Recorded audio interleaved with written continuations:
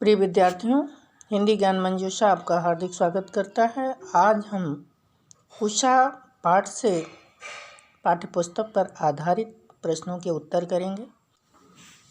पहला प्रश्न है, कविता के किन उपमानों को देखकर यह कहा जा सकता है कि उषा कविता गांव की सुबह की गतिशील शब्द चित्र है?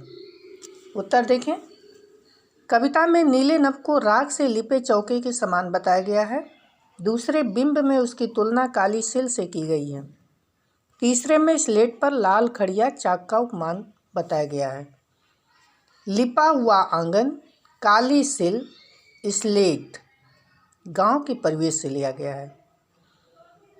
काली सिल क्या होती है? जिस पे हम मसाला पीसते हैं। शहर में लोग मिक्सर का प्रयोग करते हैं, इसलिए सिल से हो सकता है कि बच्चे अपरिचित हों।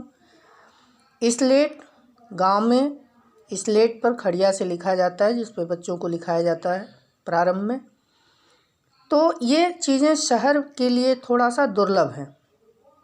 महानगर के बालक लिपा हुआ चौका भी कभी नहीं दिखे होंगे, क्योंकि यहाँ पक्का मकान होता है। गांव में जो कच्चे मकान होते थे, उसमें पवित्रता के लिए सुबह सुबह चूल्हा और वह जगह उसके आसपास का लीप दिया जाता था। अतः यह सारी चीज़ें ग्रामीण परिवेश से ली गई हैं। ये शब्द चित्र गांव की सुबह का ही है। जहाँ तक गतिशीलता का प्रश्न है, तो पहले चौका लिपा जाता है, यानी सुबह सुबह उठ कर के महिलाएं पहले चौका साफ करती हैं। उसके बाद मसाला इत्यादि पीसती हैं, सिल का प्रयोग करती हैं, और तब बच्चों के हाथ में स्लेट पकड़ाया जाता है, उन्हें पढ़ने के लिए भेजा जाता है। अतः इसमें ग्रामीण जनजीवन की गतिशीलता का झांकी एकदम स्पष्ट दिखाई देता है। गतिशीलता इस अर्थ में भी है कि तीनों शब्द चित्र स्थिर न होकर किसी न किसी क्रिया के अभी अभी हो चुकने के सूचक हैं, यानी सारे जो क्रियाकलाप हैं वह क्रमागत हैं।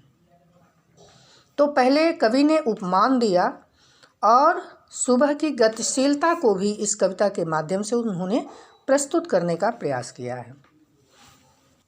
अगला प्रश्न है, भोर का नभ राख से लिपा हुआ चौका अभी गीला पड़ा है। नई कविता में कोष्ठक, विराम चिन्हों और पंक्तियों के बीच का स्थान भी कविता को अर्थ देता है। उपर्युक्त पंक्तियों में कोष्ठक से कविता में क्या विशेष अर्थ पैदा हुआ है, समझाइए।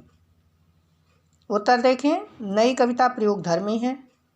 इसमें भाषा शिल्प के स्तर पर हर नए प्रयोग से अर्थ की अभिव्यक्ति की जाती है। प्रायः कोष्ठक अतिरिक्त ज्ञान को सूचित करती है, इसीलिए कोष्ठक में अंकित सामग्री को कुछ कम महत्व के साथ पढ़ा जाता है।